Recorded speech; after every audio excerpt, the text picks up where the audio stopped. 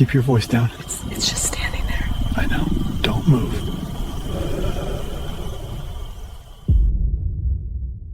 J'ai quitté Ellie à 4h30, le 2 janvier. La température était de moins 12 degrés. Le ciel était clair, pas de vent. Je me suis arrêté au bureau du district pour déposer mon avis de départ et confirmer les protocoles radio avec le central.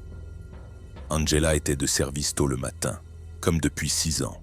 Elle a consigné mon heure de départ et mon point d'entrée, confirmé mon programme de contact radio et m'a demandé si je voulais qu'elle appelle Jennifer. J'ai dit non. Angela m'a regardé un instant puis a hoché la tête et m'a tendu la feuille de journal radio. 2 semaines seule en janvier, Thomas. Tu es sûr de toi? Je lui ai dit que j'étais sûr. Le trajet jusqu'au point d'accès de Sawbill Trail a duré 47 minutes. J'ai garé le camion sur le parking de nuit, transféré mon équipement sur la motoneige et verrouillé le camion. Le registre du début du sentier comptait 3 entrées pour la semaine passée. Toutes des skieurs de fond à la journée, personne ne s'enfonçant dans la nature. Je me suis enregistré à 5h43, indiquant Echo Bay Station comme destination et le 16 janvier comme date d'extraction prévue. Le sentier qui mène aux Boundary Waters part du lac Sawbill vers le nord-ouest, en suivant les itinéraires de portage d'été qui deviennent des couloirs pour motoneige en hiver. Les 3 premiers miles sont faciles, bien balisés, entretenus par des bénévoles du club de ski de Lutsen. Après cela, le sentier se rétrécit et on navigue au GPS et à la reconnaissance de points de repère, en se faufilant entre les lacs gelés et à travers les brèches de la ligne de crête où les pins blancs et les épinettes noires sont assez proches pour vous érafler les épaules. J'ai atteint le lac Alton à 7h15 et je me suis arrêté pour vérifier mon cap. Le soleil se levait pâle et lointain, colorant la neige en rose. Je pouvais voir mon souffle suspendu dans l'air, des cristaux de glace se formant dans ma barbe. Tout était silencieux, à l'exception du moteur de la motoneige qui cliquetait en refroidissant. J'ai mangé une barre protéinée, bu à mon thermos et étudié le GPS. 4,2 miles jusqu'à Echo Bay, environ 90 minutes compte tenu du terrain et de l'épaisseur de la neige. J'étais en avance sur mon programme. Je ne me souviens pas exactement quand j'ai remarqué les traces pour la première fois. Quelque part entre le lac Alton et le portage du lac Beth, peut-être à 1,5 miles dans la deuxième étape. J'étais concentré sur la navigation, à l'affût des balises oranges que le Forest Service place tous les quarts de mile, et je les ai presque manquées. Elle traversait la piste de motoneige en diagonale, descendant de la ligne de crête à ma droite et continuant vers le marais gelé à ma gauche. J'ai arrêté la machine et je suis descendu pour regarder. Les empreintes étaient énormes, facilement 2 fois la taille de ma botte, peut-être 16 pouces de long et 7 pouces de large au niveau de la plante. Des empreintes profondes, enfoncées à travers 8 pouces de neige jusqu'au sol gelé en dessous. La longueur de la foulée était énorme, près de 6 pieds entre les empreintes. Je me suis accroupi et j'ai étudié la plus proche. 5 orteils, clairement visibles. La neige sur les bords était compressée et avait légèrement fondu, regelant en une croûte dure, ce qui signifiait que les traces avaient au moins un jour, peut-être 2. J'ai levé les yeux vers la ligne de crête, puis vers le marais. Rien ne bougeait. Aucun son, sauf le vent dans la cime des épinettes. Je me suis relevé et j'ai suivi la ligne de trace sur une 30aine de yards, en la suivant vers le marais jusqu'à ce que les empreintes disparaissent dans une zone de neige retournée et de broussailles piétinées. Ceux qui les avaient faites s'étaient arrêtés là, avaient peut-être tourné en rond. La neige était toute remuée et impossible à lire clairement. J'ai trouvé une empreinte nette près du bord de la zone perturbée et j'ai pris une photo avec mon appareil en posant mon gant à côté pour l'échelle. Puis je suis retourné à la motoneige et j'ai continué vers Echo Bay. Je me suis dit que c'était des traces d'élan, déformées par la fonte et le régel, exagérées par l'exposition au soleil. J'avais déjà vu la neige faire des choses étranges aux traces. Mais les élans n'ont pas 5 orteils, et je le savais. Echo Bay Station est apparu à 9h22. La cabane se trouvait sur une petite élévation surplombant la rive est d'Echo Bay, adossée à une ligne de crête abrupte de granit exposé et de pins matures. Peinture gris fumé, toit en métal vert, volets fermés, toute la structure à moitié enfouie sous une congère du côté nord. J'ai garé la motoneige à côté du hangar à matériel et j'ai commencé à décharger l'équipement. La cabane était verrouillée et sécurisée, aucun signe d'intrusion. Tout était exactement comme l'équipe d'automne l'avait laissé en octobre. J'ai ouvert les volets et laissé la lumière entrer dans la pièce unique. Chauffage au propane dans le coin, une couchette le long du mur haie, une table et 2 chaises, une armoire pour les provisions, l'équipement radio sur une étagère près de la fenêtre. Ça sentait le bois froid, la poussière et les crottes de souris. J'ai passé les 2 heures suivantes à rendre l'endroit habitable. J'ai amorcé le chauffage au propane et je l'ai mis en marche. J'ai balayé les nids de souris, inventorié la cache de provisions d'urgence, testé la pompe manuelle du puits. L'eau est sortie claire et froide, sans odeur de soufre, sans sédiments. J'ai rempli 2 bidons de 5 gallons et je les ai transportés à l'intérieur. À midi, la température de la cabane était montée à 45 degrés et continuait d'augmenter. J'ai déballé mon équipement personnel, installé le sac de couchage sur la couchette, organisé les provisions dans l'armoire. À 13h, j'ai assemblé l'équipement radio et effectué une transmission de test. Centrale ici, Ranger Birch à Echo Bay Station, test radio à vous. Des grésillements, puis la voix d'Angela claire et forte. Echo Bay, ici le central, je vous reçois 5 sur 5, confirmé arrivée et statut, à vous. J'ai confirmé l'arrivée, signalé que tous les systèmes étaient fonctionnels. Temps clair. Aucun incident. Angela a enregistré la transmission et m'a rappelé l'obligation de contact de 18h. J'ai accusé réception et j'ai terminé la communication. Le reste de l'après-midi, je l'ai passé à des tâches d'entretien vérifiant l'intégrité structurelle de la cabane, inspectant le toit pour les dommages causés par la glace, dégageant la neige de l'enceinte du réservoir de propane. Tout était solide. Le Forest Service construit des choses pour durer. À 16h, j'ai commencé à penser au dîner et c'est là que j'ai entendu le premier cognement de bois. Il venait de la ligne de crête derrière la cabane, un seul impact sec. Bois sur bois, le son se propageant clairement à travers la baie gelée. J'ai arrêté ce que je faisais et j'ai écouté. Rien. Puis un autre cognement, même direction, peut-être à 200 yards en amont. Je suis allé à la fenêtre et j'ai regardé dehors, mais je ne pouvais rien voir à travers les arbres. Les cognements de bois sont courants dans la forêt en hiver. Des branches qui tombent, des arbres qui craquent à cause de la dilatation due au gel. De la glace qui se brise. J'en avais entendu des centaines en 15 ans avec le Forest Service. Celui-ci ne semblait pas différent. Je suis retourné préparer le dîner, faisant bouillir de l'eau pour un ragoût de bœuf lyophilisé sur le réchaud à propane. À 16h40, j'ai entendu un autre cognement, plus proche cette fois, peut-être à 150 yards, puis un autre et un autre, formant un motif, se déplaçant latéralement le long de la ligne de crête du nord au sud. J'ai posé ma cuillère et je suis sorti. Le soleil était déjà couché derrière la crête ouest et la température chutait rapidement, peut-être moins 5 degrés maintenant, peut-être plus froid. Je me suis tenu dans la clairière devant la cabane et j'ai observé la lisière de la forêt. Les cognements avaient cessé. J'ai attendu 5 minutes, puis 10. Mon souffle formant de la vapeur, mes doigts s'engourdissant dans mes gants. Rien ne bougeait. Je suis rentré, j'ai fini mon dîner et je me suis dit que c'était des branches qui tombaient en série, une sorte de réaction en chaîne due à la tension du vent ou au changement de température. Mais il n'y avait pas de vent et je n'avais jamais entendu de branches tomber selon un tel motif. La première nuit a été calme jusqu'à 3h17. Je me suis réveillé d'un sommeil profond au son de pas qui tournaient autour de la cabane. Des pas lourds et délibérés qui crissaient dans la neige, se déplaçant dans le sens anti-horaire autour de la structure. Je suis resté dans mon sac de couchage à écouter, essayant d'évaluer la foulée et le poids rien qu'au son. Trop lourd pour un cerf, mauvais rythme pour un élan.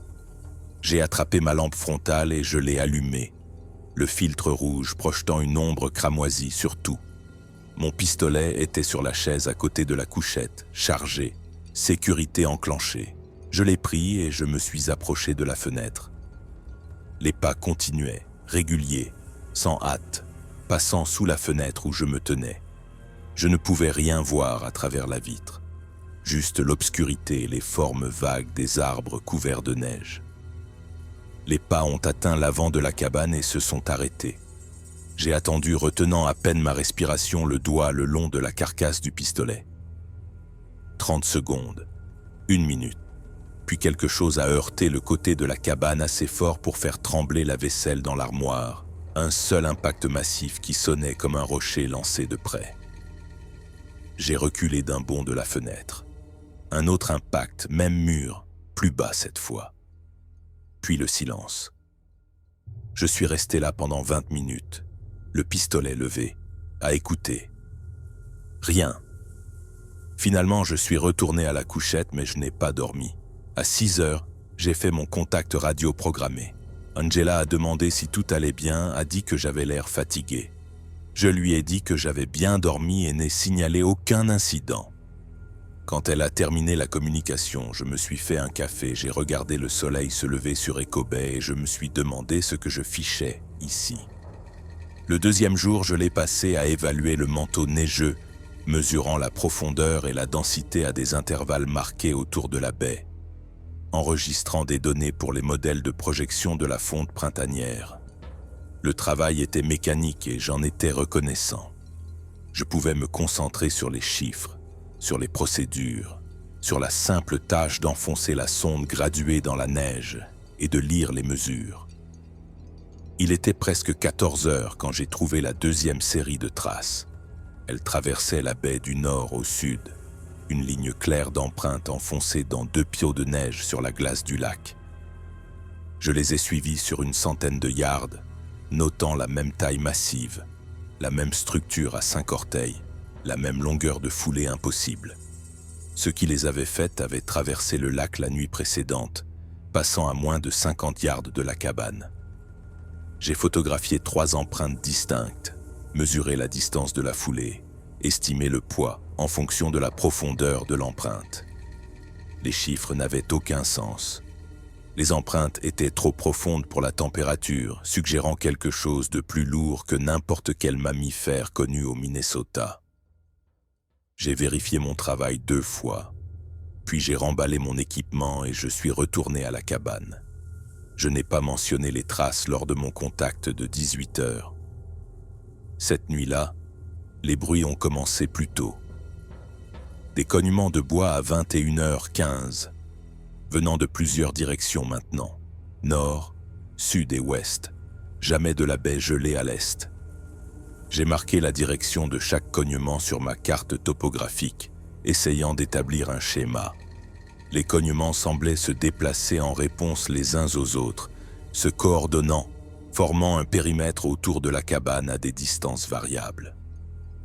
À 22h30, j'ai entendu la première vocalisation, un appel grave et ululant qui commençait profondément et montait en ton, se terminant par quelque chose comme une toux. Ça venait de la ligne de crête juste derrière la cabane, peut-être à 300 yards en amont. J'ai attrapé ma lampe frontale et mon pistolet et je suis sorti. La température était tombée à moins 15 degrés et mon souffle gelait instantanément dans l'air. Je me suis tenu dans la clairière et j'ai écouté. L'appel ululant est revenu, même endroit, puis a reçu une réponse du sud, puis du nord. 3 sources distinctes, coordonnées. J'ai allumé ma lampe frontale et j'ai balayé la lisière de la forêt avec le faisceau. Rien. Juste de la neige, des ombres et les troncs verticaux des pins blancs, transformant la forêt en un labyrinthe de noir et de blanc. Je suis resté dehors pendant 10 minutes, Puis je suis rentré, j'ai verrouillé la porte et j'ai poussé la table contre. Je n'ai pas dormi cette nuit-là non plus. Le 3e jour, j'ai enfreint le protocole. J'étais censé continuer l'évaluation du manteau neigeux, mais à la place, j'ai pris mon GPS et mon appareil photo et j'ai gravi la ligne de crête derrière la cabane en suivant la source des vocalisations de la nuit précédente. La montée était raide. Peut-être 400 pieds de dénivelé sur un quart de mile, se faufilant à travers des pins matures et des plateaux de granit exposés. J'ai atteint le sommet à 10h30 et j'ai trouvé les arbres. Quelqu'un avait systématiquement brisé de jeunes arbres le long de la ligne de crête, les cassant à hauteur de poitrine et les laissant pendre par des lambeaux d'écorce. 8 arbres d'affilée, chacun de 5 à 7 pouces de diamètre, tous brisés dans la même direction, tous faisant face à la cabane en contrebas.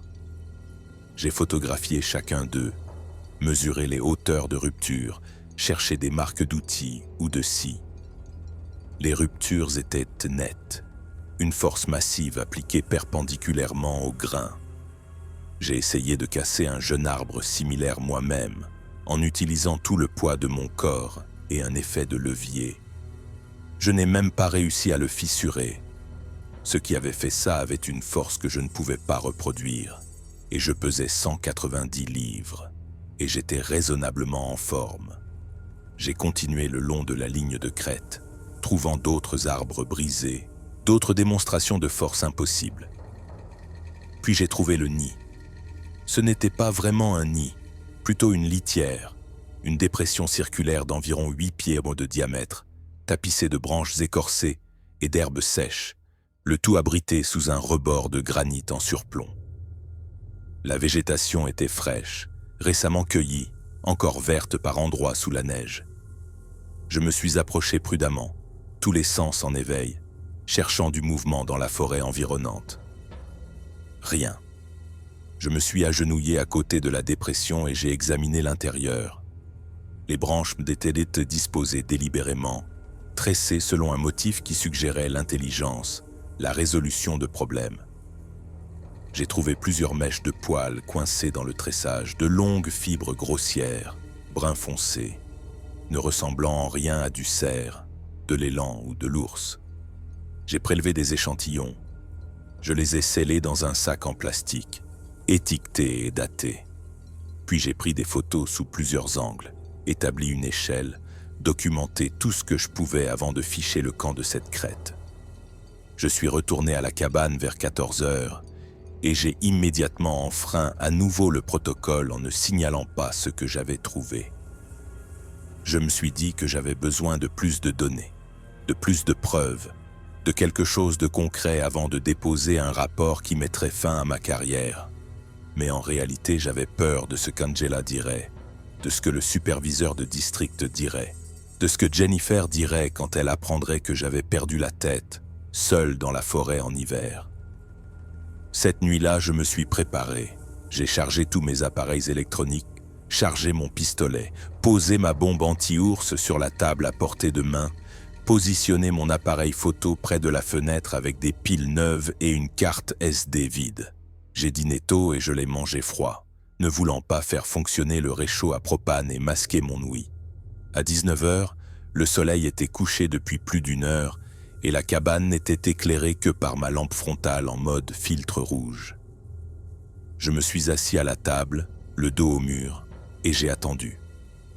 Le premier son est arrivé à 19h47, des pierres heurtant le toit de la cabane, de petites pierres d'abord, puis de plus grosses, de la taille d'un poing, puis encore plus grosses. Le toit en métal résonnait comme le tonnerre à chaque impact. J'ai attrapé mon appareil photo et mon pistolet, et je me suis approché de la fenêtre, mais je ne pouvais pas voir la source dans l'obscurité.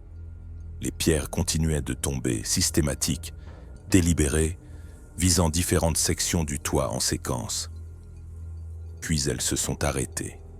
J'ai compté jusqu'à 60. À 20h03, j'ai entendu des pas du côté nord de la cabane se dirigeant vers l'avant. J'ai levé mon pistolet et je l'ai pointé vers la porte. Les pas se sont arrêtés juste devant. Je pouvais entendre une respiration profonde et rythmée, et je pouvais sentir quelque chose de nouveau. Une odeur organique épaisse comme de la viande avariée et de la fourrure mouillée et autre chose. Quelque chose qui a déclenché toutes les peurs primaires que l'évolution avait intégrées dans mon cerveau. La respiration a continué pendant peut-être 30 secondes, puis quelque chose a heurté la porte assez fort pour faire plier le bois vers l'intérieur, le cadre craquant, le pêne dormant se tendant. J'ai failli tirer, mais je me suis retenu. Un autre impact.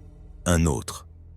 La porte était en chêne massif, installée en 2012 lorsque le Forest Service a modernisé toutes les structures de l'arrière-pays. Elle a tenu. Les impacts ont cessé. J'ai entendu les pas se déplacer vers le mur est, entendu des branches gratter contre l'extérieur, entendu un son grave et guttural qui ne ressemblait à rien de ce que j'avais jamais entendu auparavant. Puis le silence. Je suis resté à la fenêtre, le pistolet levé jusqu'à 2 heures, puis je me suis effondré sur la couchette sans me déshabiller, sans même enlever mes bottes, et je me suis évanoui d'épuisement. Le 4e jour, j'ai contacté le central à 6 heures précises, et Angela a immédiatement su que quelque chose n'allait pas. « Echo Bay, tu as une sale voix.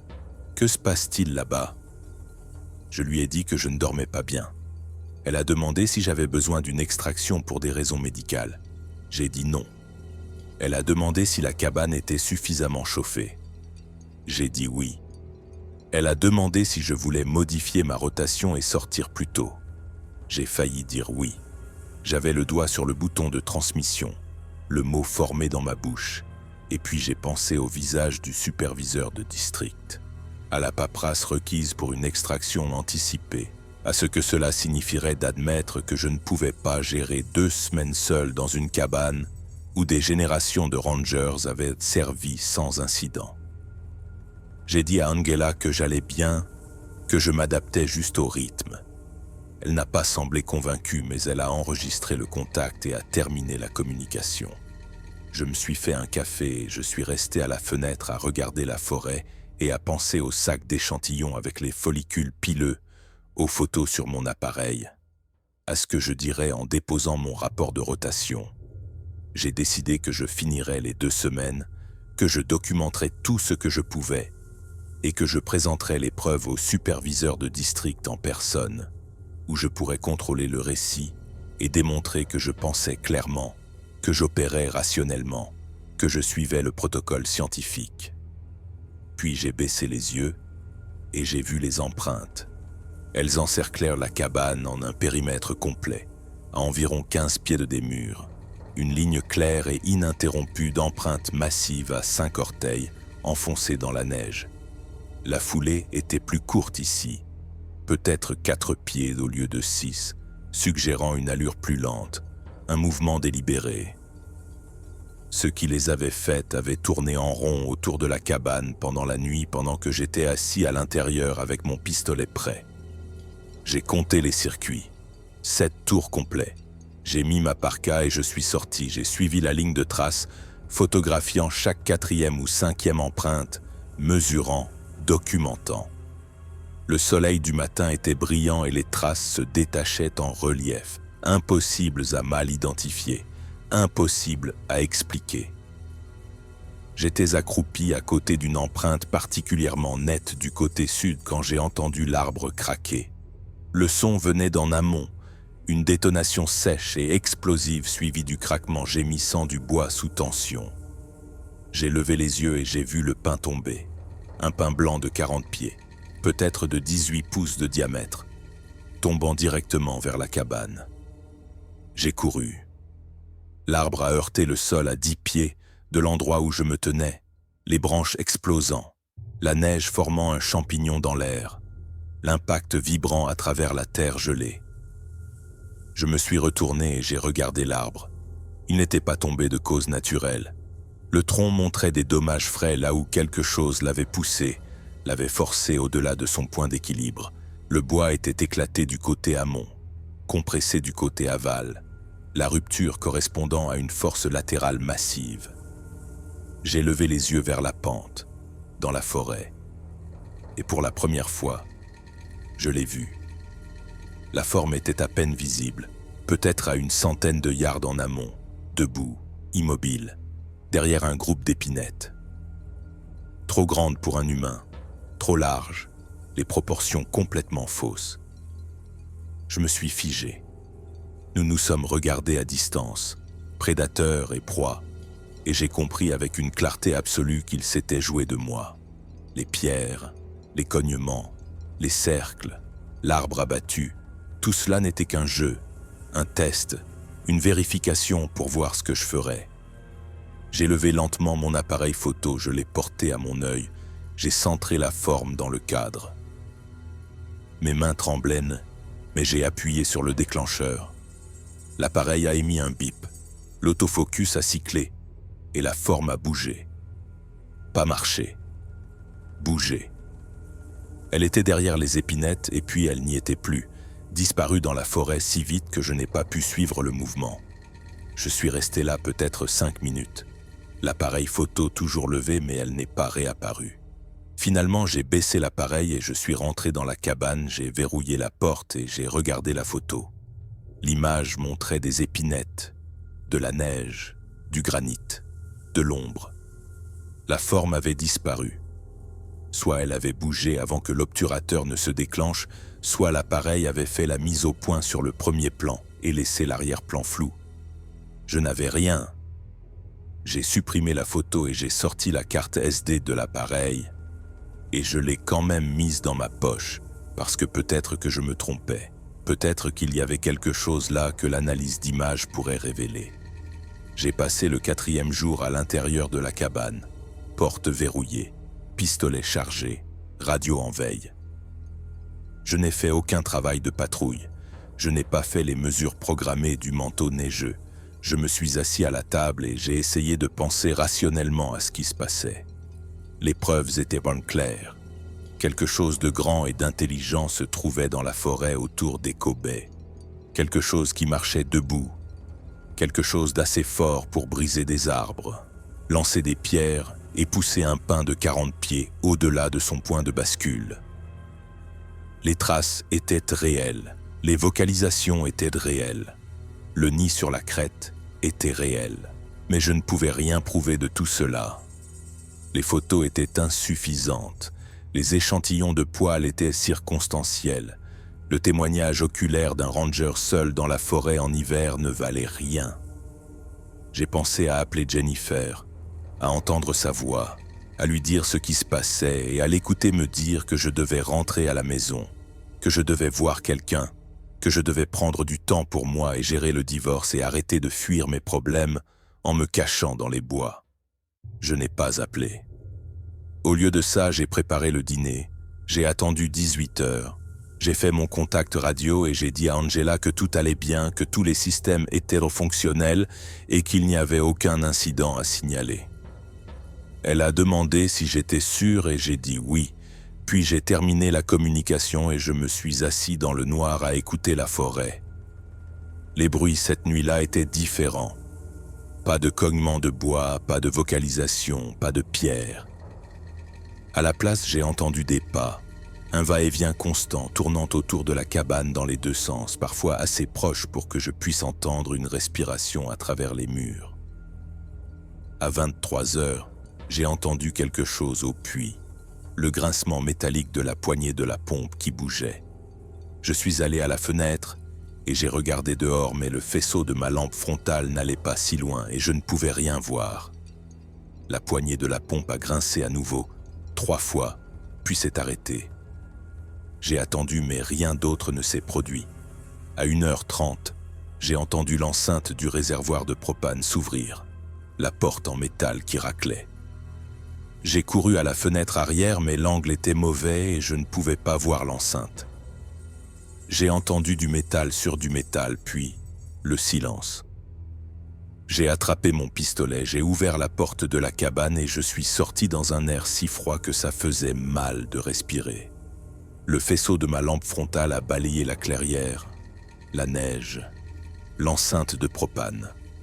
La porte était ouverte et se balançait légèrement dans une brise que je ne sentais pas.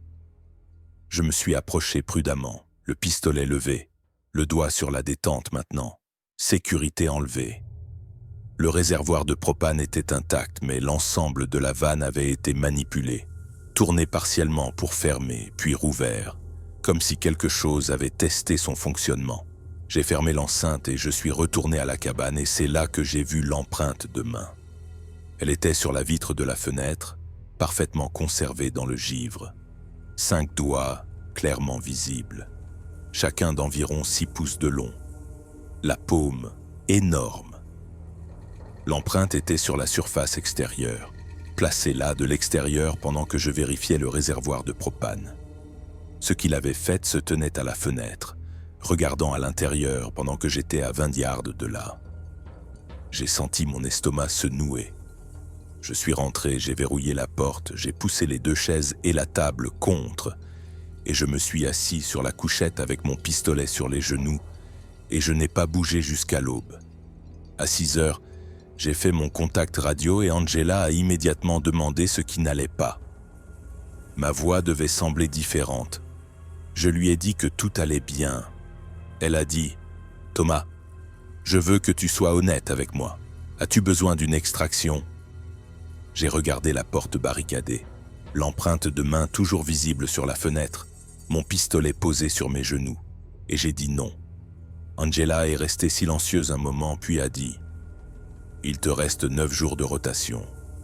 Les prévisions météo sont bonnes jusqu'à la fin de la semaine. Si tu changes d'avis, on peut avoir une équipe là-bas en 6 heures, si les conditions le permettent. » Je l'ai remercié et j'ai terminé la communication. Le 5e jour, je suis retourné sur la ligne de crête. Je ne sais pas pourquoi. Peut-être parce que rester dans la cabane me donnait l'impression de baisser les bras, d'admettre ma défaite. Peut-être parce que j'avais besoin de comprendre à quoi j'avais affaire. J'ai pris mon GPS, mon appareil photo, mon pistolet, 2 chargeurs de rechange, les 2 bombes anti-ours. La montée a été plus difficile que dans mon souvenir. Mes jambes faibles par manque de sommeil, ma respiration rapide et superficielle.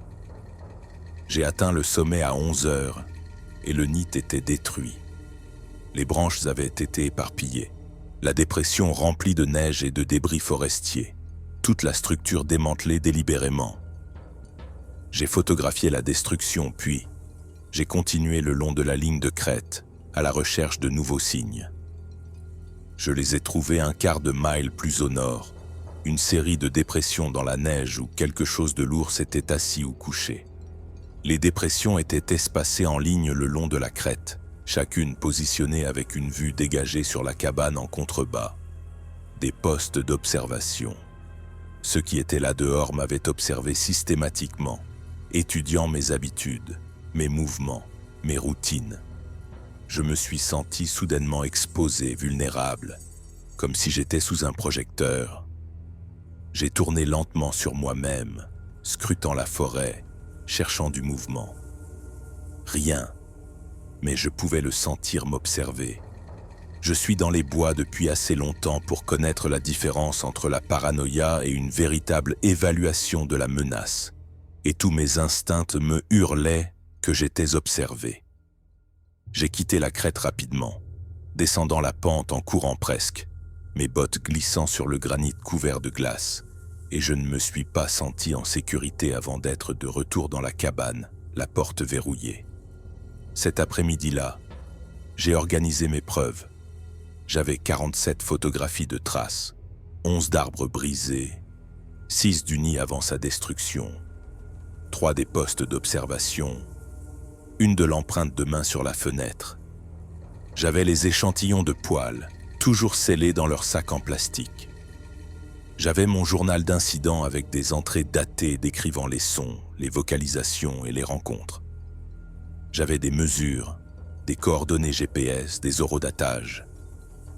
J'avais tout sauf des preuves. Parce que les photographies peuvent être truquées, les échantillons contaminés, les journaux fabriqués, et un ranger seul dans la forêt en hiver peut imaginer n'importe quoi. J'ai pensé aux cas de personnes disparues que j'avais étudiés pendant ma formation, les disparitions inexpliquées dans les Boundary Waters, au cours des 60 dernières années. Gerald Mallory en 1972, disparu lors d'un voyage en canoë en solitaire, jamais retrouvé. Lisa Chen en 1989, disparue de son campement sur le lac Knife. Les équipes de recherche ont trouvé sa tente intacte et ses provisions non touchées, mais aucun signe de Lisa. Michael Crowley en 2006, guide de nature expérimenté, vu pour la dernière fois s'enfonçant dans l'arrière-pays pour une randonnée hivernale en solitaire. Son corps retrouvé 4 mois plus tard à 12 miles de son itinéraire prévu avec des blessures que le médecin légiste n'a pas pu expliquer. J'avais toujours supposé que c'était des accidents, des gens qui faisaient des erreurs, qui se perdaient, qui succombaient à l'exposition, à une blessure ou à la malchance. Maintenant, je n'étais plus sûr. Maintenant, je me demandais si certains d'entre eux avaient vu ce que je voyais, avaient rencontré ce que je rencontrais et avaient fait des choix différents des miens. Le contact de 18 heures le 5e jour a été tendu. Angela a demandé un rapport de situation détaillé et je pouvais entendre l'inquiétude dans sa voix. J'ai signalé que tous les systèmes étaient fonctionnels, les provisions adéquates, le temps clair. Elle a posé des questions sur mon travail de patrouille et j'ai menti en disant que j'étais dans les temps pour l'évaluation du manteau neigeux. Elle a demandé si j'avais eu des rencontres avec la faune et j'ai dit non. Elle est restée silencieuse un moment, puis a dit « Thomas, le central a analysé les schémas de stress de ta voix lors des contacts radio. Tu présentes des niveaux élevés compatibles avec un stress aigu ou de la peur. J'ai besoin que tu me dises ce qui se passe là-bas. » Je lui ai dit que j'allais bien, juste fatigué, que je m'adaptais à l'isolement. Elle a dit « Je note dans le journal que je t'ai proposé une extraction anticipée 2 fois et que tu as refusé les 2 fois. Si les conditions se détériorent, tu dois nous le faire savoir immédiatement. » J'ai accusé réception et j'ai terminé la communication. Puis je me suis assis à la table. J'ai mis ma tête dans mes mains et j'ai essayé de décider quoi faire. Je pouvais appeler pour une extraction et faire face aux questions, à l'évaluation psychologique, à la fin de ma carrière. Ou je pouvais rester et affronter ce qui se trouvait dans la forêt. J'ai choisi de rester. Je crois que j'ai eu tort. Cette nuit-là, la situation a dégénéré. Les attaques ont commencé à 22 heures, des pierres s'écrasant contre les murs de la cabane en succession rapide, des impacts lourds qui ont cabossé le revêtement métallique et fissuré l'un des volets de fenêtre. Je me suis accroupi sous le niveau de la fenêtre, mon pistolet prêt, et j'ai écouté le barrage. Il a continué pendant 10 minutes, puis s'est arrêté. Silence. À 22h15, la porte a tremblé violemment, quelque chose la percutant de l'extérieur, testant sa force. Le pêne dormant a tenu, mais je pouvais voir le cadre commencer à se fissurer. J'ai levé mon pistolet, je l'ai pointé sur la porte et j'ai attendu. 3 autres impacts, chacun plus fort que le précédent, puis rien. À 22h30, je l'ai entendu sur le toit. Le métal a gémi sous un poids massif, des pas se déplaçant sur la surface juste au-dessus de moi. J'ai levé les yeux vers le plafond, vers les poutres de soutien qui semblaient soudainement inadéquates. Les pas se sont arrêtés au centre du toit et j'ai entendu un grondement sourd, presque subsonique, vibrant à travers toute la structure. Puis les pas se sont déplacés vers le bord et se sont arrêtés. J'ai entendu des branches se briser près de la cabane et j'ai réalisé qu'il avait sauté du toit dans les arbres. Le son de son mouvement s'est estompé dans la forêt et je suis resté seul dans le silence. Mes mains tremblant si fort que je pouvais à peine tenir le pistolet. Je n'ai pas dormi. Je suis resté assis dans le coin, le dos au mur et j'ai surveillé la porte et les fenêtres en attendant l'aube. Le 6e jour a été un brouillard. Je ne me souviens pas avoir fait le contact de 6 heures, mais les notes d'Angela dans le journal du central indiquent que je l'ai fait. Je ne me souviens pas avoir mangé ou bu. Je me souviens être assis à la table, fixant mes preuves et comprenant qu'aucune d'entre elles n'avait d'importance parce qu'on n'allait pas me croire. Je me souviens avoir pensé à mon père mort quand j'avais 19 ans. qui m'avait appris à chasser, à pister et à lire les signes dans la forêt, qui aurait su quoi faire dans cette situation. Je me souviens avoir souhaité qu'il soit là. À un moment donné, dans l'après-midi, j'ai entendu un moteur de motoneige au loin, venant de la direction de South Bill Trail. Ma première pensée a été qu'Angela avait envoyé une équipe d'extraction sans autorisation, qu'ils venaient de me sortir de là que je veuille partir ou non.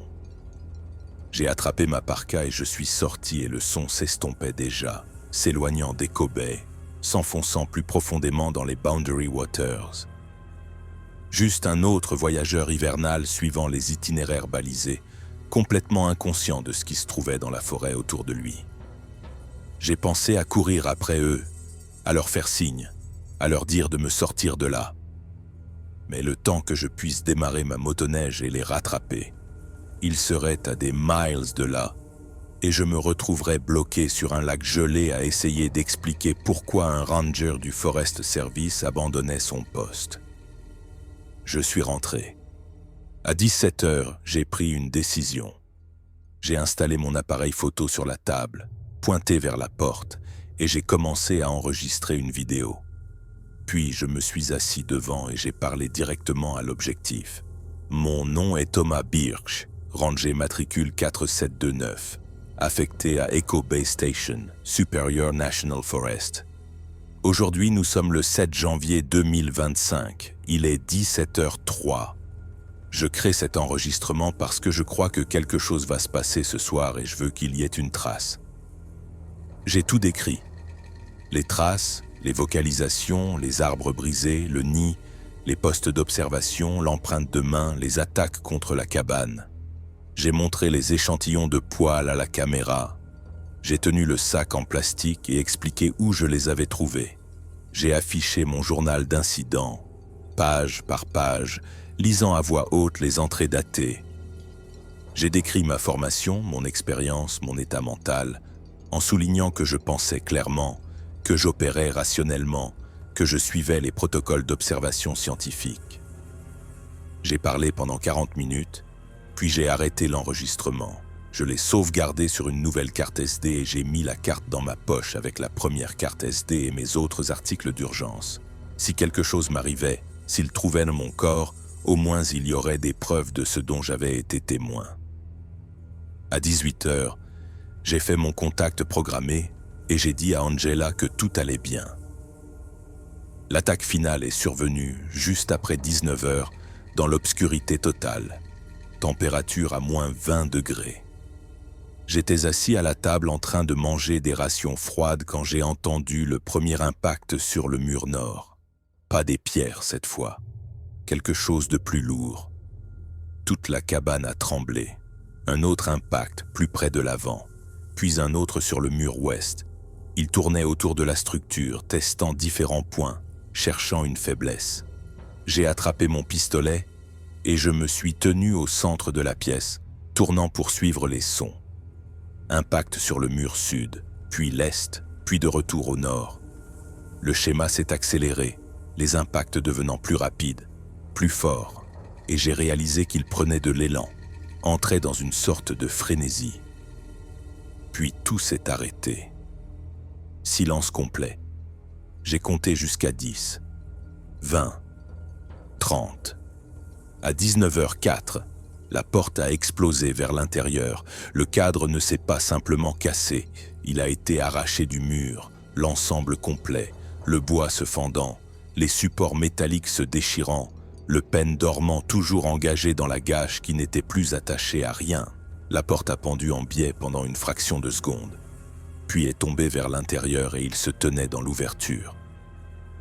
8 pieds de moi et 2 bords en haut au moins, peut-être plus, des épaules si larges qu'elles remplissaient presque le cadre de la porte, le corps couvert de poils sombres qui paraissaient noirs à la lumière de ma lampe frontale. Le visage était plat, presque humain, les yeux reflétant la lumière comme ceux d'un animal. Il s'est tenu là et m'a regardé et je l'ai regardé en retour et le temps s'est arrêté. Je ne sais pas combien de temps nous nous sommes fixés. Peut-être 4 secondes, peut-être 5. Assez longtemps pour que je lève mon pistolet, que je centre le guidon sur sa poitrine, que je commence à appliquer une pression sur la détente. Puis il a bougé. 2 foulées pour traverser la cabane de 12 pieds, d'une vitesse inhumaine, et je n'ai pas eu le temps de tirer. Il a attrapé mon gilet tactique d'une main et m'a soulevé du sol comme si je ne pesais rien. J'ai eu une impression confuse d'une force immense, de doigts plus longs que ma main entière, d'une odeur si écrasante que j'ai failli vomir. Puis il m'a jeté. J'ai heurté violemment le mur du fond, l'épaule la première, et j'ai senti quelque chose se séparer dans ma poitrine. L'impact a chassé l'air de mes poumons. J'ai glissé le long du mur. J'ai heurté le sol.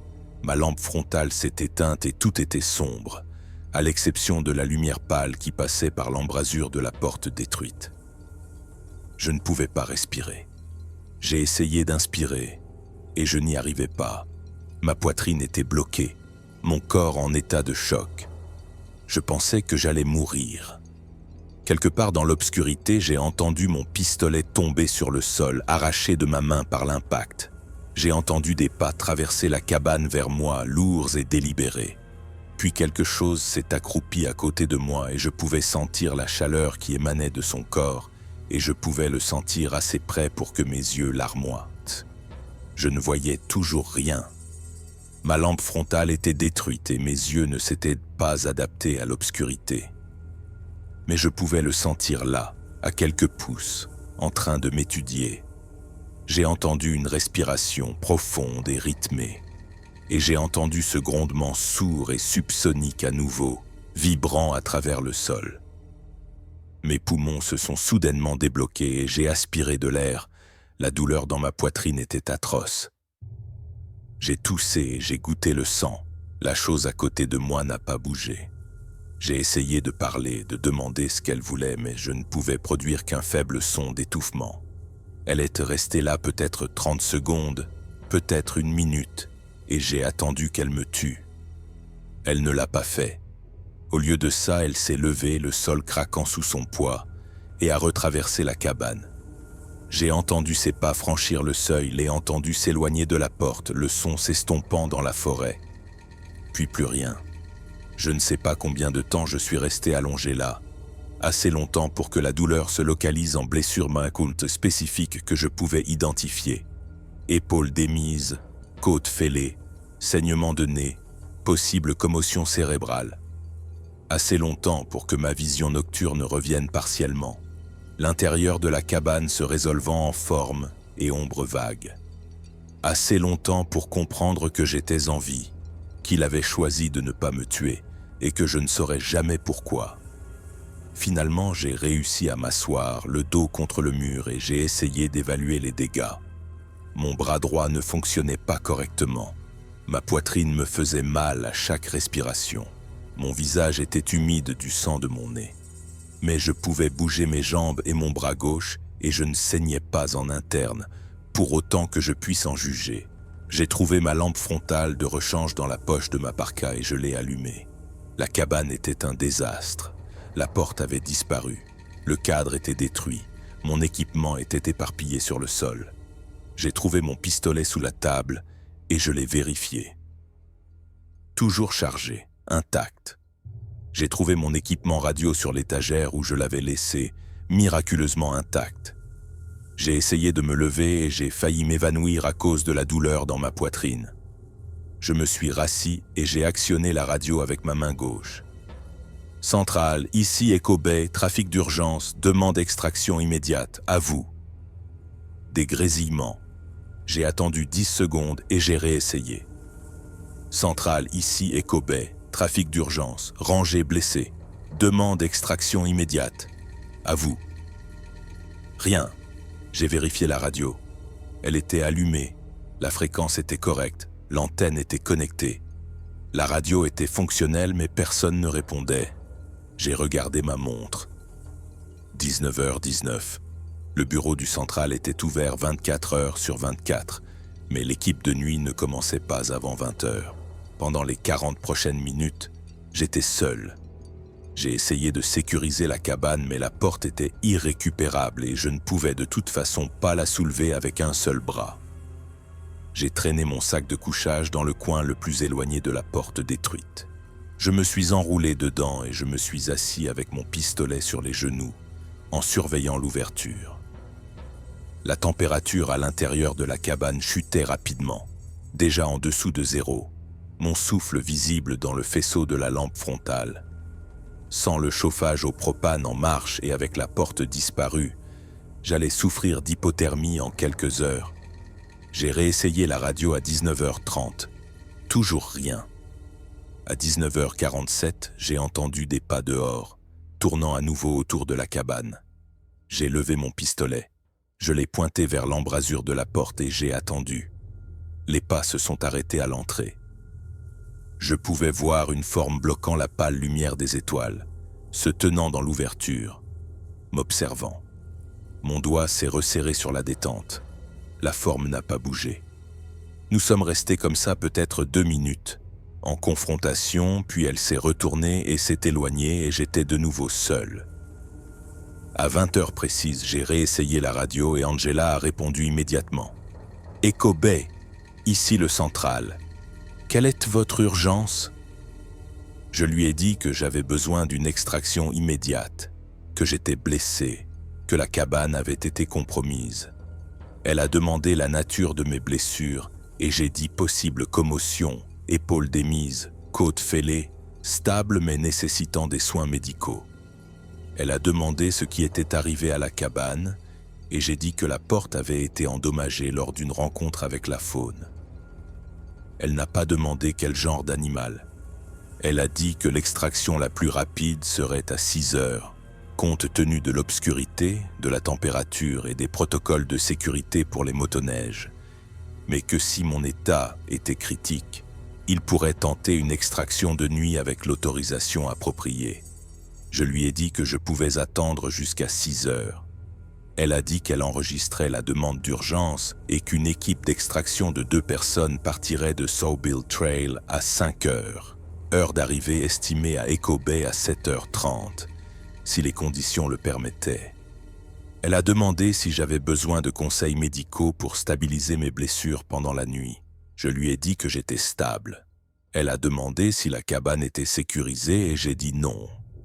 Elle a demandé si je pouvais me déplacer jusqu'au hangar à matériel et j'ai dit oui.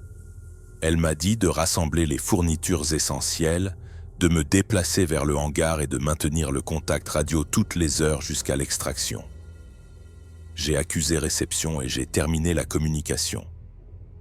J'ai passé les 20 minutes suivantes à rassembler ce que je pouvais porter d'un bras, sac de couchage, couverture de survie, bouteille d'eau, barre protéinée, trousse de premier secours, pile de rechange, les 2 cartes SD de mon appareil photo, mon téléphone même s'il n'avait pas de réseau, mon pistolet et mes chargeurs de rechange, le sac d'échantillons de poils. J'ai laissé tout le reste. À 20h30, je me suis rendu au hangar à matériel, une distance d'environ 40 yards qui m'a pris 5 minutes à parcourir. Le hangar était sécurisé, isolé, plus petit que la cabane mais intact. J'ai installé mon sac de couchage dans le coin, activé un chauffe-main chimique et essayé de me réchauffer. Toutes les heures, j'ai contacté le central et confirmé mon état. Angela est restée en service après la fin normale de son quart. Maintenant le contact. Sa voix stable et professionnelle, la seule chose qui me rattachait à la réalité. À 2 heures, elle a demandé si j'avais entendu d'autres activités de la faune et j'ai dit non. Elle a demandé si je présentais des symptômes de choc et j'ai dit non. Elle a demandé si j'étais sûr de ne pas avoir besoin d'une extraction immédiate et j'ai dit que j'étais sûr. Je ne pense pas qu'elle m'ait cru mais elle n'a pas insisté.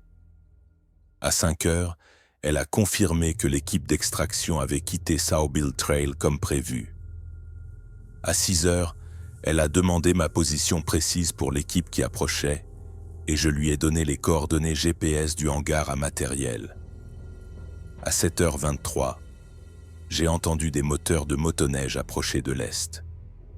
L'équipe d'extraction était composée de 2 rangers que je connaissais, Davis et Kowalski, tous 2 des opérateurs hivernaux expérimentés. Ils m'ont trouvé dans le hangar et Davis a immédiatement commencé une évaluation médicale pendant que Kowalski sécurisait la zone. Davis a demandé ce qui s'était passé et je lui ai dit que j'avais eu une rencontre avec la faune et que j'avais été blessé lorsque la porte de la cabane avait cédé. Il a demandé quel genre d'animal et j'ai dit que je n'étais pas sûr. Il m'a regardé longuement, puis a continué l'évaluation, vérifiant mes pupilles, ma fréquence respiratoire, palpant mon épaule et mes côtes, prenant mes signes vitaux.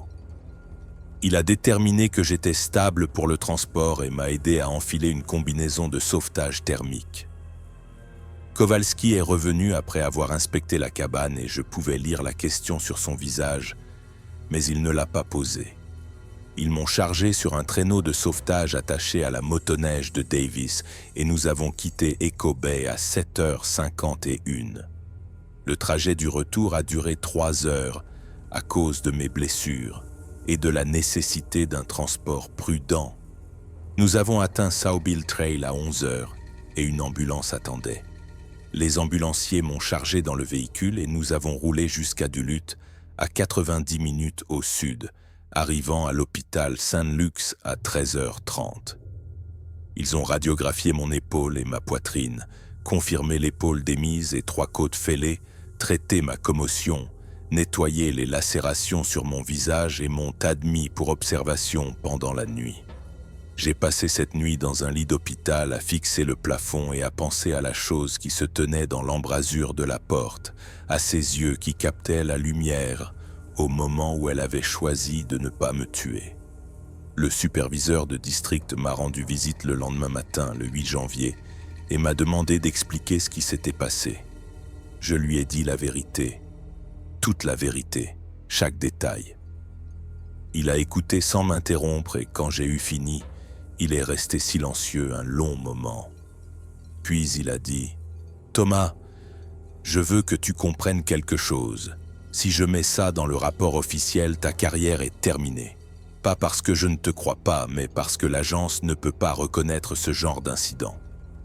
On nous accusera de dissimuler un animal dangereux. Nous ferons face à des questions de responsabilité, il y aura des appels à la fermeture de la zone et tu seras le ranger qui a soit fabriqué une histoire, soit eu une crise de santé mentale sur le terrain. Aucune de ces options n'est bonne pour toi. » J'ai demandé ce qu'il suggérait. Il a dit que je devrais déposer un rapport décrivant une défaillance structurelle de la porte de la cabane lors de vents violents qui a entraîné mes blessures lorsque j'ai tenté de sécuriser la porte et que j'ai été heurté par des débris. Il a dit que le Forest Service enverrait une équipe de maintenance à Echo Bay pour évaluer les dégâts et déterminer les coûts de réparation, et que mes frais médicaux seraient recouverts par l'assurance accident du travail. Il a dit que je devrais prendre un congé médical, me faire évaluer par le psychologue de l'agence, et que nous discuterions de mon avenir avec le Forest Service lorsque je serais autorisé à reprendre le travail. J'ai posé des questions sur les preuves, les photographies, les échantillons de poils, l'enregistrement vidéo. Il a dit que je devrais les garder pour mes dossiers personnels mais ne pas les soumettre officiellement. J'ai demandé ce qu'il adviendrait de la cabane. Il a dit qu'elle serait réparée et remise en service. J'ai demandé s'il avertirait le prochain ranger qui y serait affecté. Il n'a pas répondu. J'ai passé 2 jours à l'hôpital, puis je me suis enregistré dans un hôtel à Duluth parce que je ne pouvais pas supporter de retourner à Ely, de voir ma maison où Jennifer vivait, de faire face aux questions des gens qui me connaissaient. Le 10 janvier, j'ai rencontré le psychologue de l'agence, le docteur Sarah Vance, qui m'a demandé de décrire ce qui s'était passé à Echo Bay. Je lui ai tout raconté à nouveau et elle a pris des notes et posé des questions pertinentes sur mes habitudes de sommeil, mon niveau de stress, mon état émotionnel après le divorce. Elle a demandé si j'avais eu des hallucinations ou des épisodes dissociatifs. J'ai dit non. Elle a demandé si j'avais déjà eu des expériences similaires par le passé. J'ai dit non. Elle a demandé si je comprenais pourquoi l'agence s'inquiétait de ma santé mentale compte tenu de mon rapport. J'ai dit oui. Elle a demandé si je croyais que ce que j'avais vu était réel. J'ai dit oui. Elle a pris d'autres notes puis m'a dit qu'elle recommandait un congé médical continu et des séances de conseil bi-hebdomadaires pour traiter le traumatisme. Elle a dit que l'agence me soutiendrait pendant ma convalescence mais que je devais prendre cela au sérieux. J'ai dit que je le ferais. Je ne pense pas l'avoir convaincue. Le 11 janvier, je suis allé au dépôt de maintenance de la Superior National Forest et j'ai demandé si je pouvais inspecter la porte de la cabane qui avait été récupérée à Echo Bay. Le chef d'équipe, un type nommé Martinez avec qui j'avais travaillé pendant 8 ans, m'a emmené dans la zone de stockage où ils avaient empilé les débris.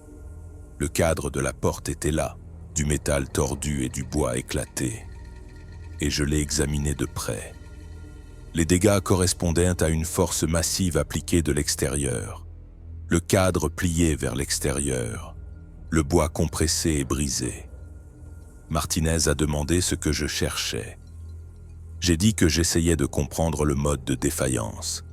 Il a dit que ça ressemblait à quelque chose qui avait arraché le cadre du mur à main nue. Je l'ai regardé, il m'a regardé en retour, et aucun de nous n'a dit autre chose. Je l'ai remercié et je suis parti. Cet après-midi-là, j'ai rencontré le lieutenant Krasner du bureau du shérif du comté de Lake pour la 3e fois. Il avait examiné mes déclarations précédentes et avait des questions de suivi. Il a demandé si j'avais consommé de l'alcool ou des médicaments pendant ma rotation. J'ai dit non. Il a demandé si j'avais connu un stress inhabituel ou des épisodes émotionnels avant l'incident. J'ai dit que mon divorce avait été finalisé en octobre mais que je gérais bien la situation. Il a demandé si j'avais fait feu de mon arme. J'ai dit non. Il a demandé pourquoi, si je faisais face à une menace. J'ai dit que je n'avais pas eu le temps. Il a pris une note et a demandé si j'avais récupéré des preuves matérielles de la scène. J'ai dit que j'avais des échantillons de poils et des photographies. Il a demandé à les voir. Je lui ai tout montré sur mon téléphone, faisant défiler 47 photos de traces. 11 photos d'arbres brisés, 6 photos du nid détruit, 3 photos de postes d'observation, une photo de l'empreinte de main qui avait en grande partie fondu au moment où je l'ai photographiée. Il a étudié chaque image attentivement puis a demandé si j'avais les échantillons de poils. Je lui ai donné le sac scellé. Il l'a examiné, a pris des notes sur l'intégrité du seau et mon étiquetage et a dit qu'il l'enverrait au laboratoire de la police scientifique de l'État pour analyse. J'ai demandé ce qu'il pensait qu'il trouverait. Il a dit qu'il ne savait pas. J'ai demandé s'il me croyait. Il a dit que ce qu'il croyait n'avait pas d'importance, qu'il ne faisait que documenter l'incident. Mais j'ai vu quelque chose sur son visage, une lueur de reconnaissance ou de compréhension. Et je me suis demandé s'il avait déjà entendu des histoires comme la mienne. J'ai passé la semaine suivante à Duluth, évitant les appels téléphoniques du superviseur de district, évitant les appels de Jennifer qui avait entendu parler de l'incident par des amis communs, évitant les appels de mes parents qui vivaient en Arizona et ne comprenaient pas pourquoi je ne répondais pas à leurs messages. Je suis resté dans ma chambre d'hôtel. J'ai examiné mes preuves et j'ai essayé de donner un sens à ce qui s'était passé. Les échantillons de poils étaient au laboratoire de la police scientifique, pas encore de résultats. Les photographies étaient claires, mais pouvaient être rejetées comme des traces mal identifiées ou des formations naturelles. L'enregistrement vidéo me montrait décrivant mes expériences, mais pas les expériences elles-mêmes. Je n'avais rien qui résisterait à un examen scientifique, rien qui convaincrait quiconque n'était pas prédisposé à y croire. Le 17 janvier, j'ai reçu le rapport du laboratoire.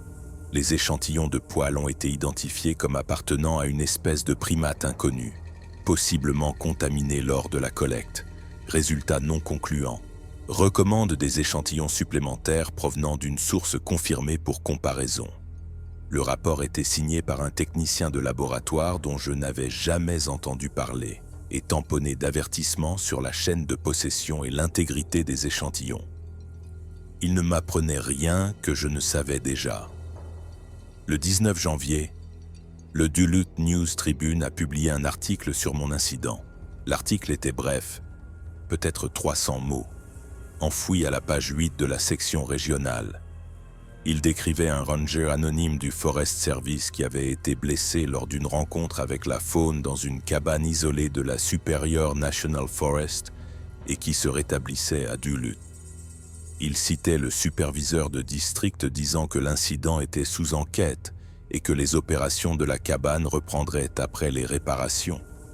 Il mentionnait que certains habitants avaient signalé des bruits inhabituels dans les Boundary Waters au cours du mois passé, mais que ces rapports n'étaient pas vérifiés.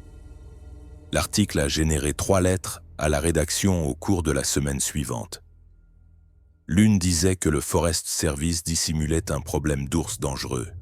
Une autre disait que le ranger anonyme avait probablement été ivre et s'était blessé lui-même. Une troisième disait que le gouvernement cachait des preuves de l'existence de Bigfoot. Les 3 lettres étaient sceptiques, hostiles, ou les deux. Le News Tribune n'a pas fait de suivi. Je suis retourné à Ely le 23 janvier et j'ai réintégré ma maison. Tout était exactement comme je l'avais laissé le 2 janvier, vide, calme et plein de l'absence de Jennifer.